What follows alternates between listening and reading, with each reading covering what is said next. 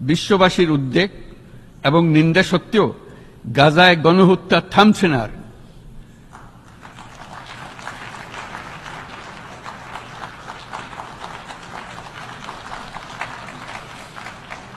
ফিলিস্তিনের মতো বিদ্যমান বাস্তবতা কেবল আরব কিংবা মুসলমানদের জন্যই উদ্বেগজনক নয়, বরং তা সমগ্র মানব জাতির জন্যই উদ্বেগের বিষয়।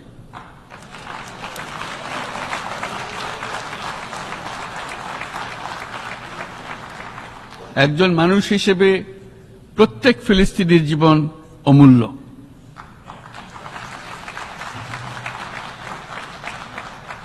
ফিলিস্তিনের জনগণের বিরুদ্ধে যে মানবতা বিরোধী অপরাধ হচ্ছে তার জন্য সংশ্লিষ্ট সকলকে দায়বদ্ধ করতে হবে।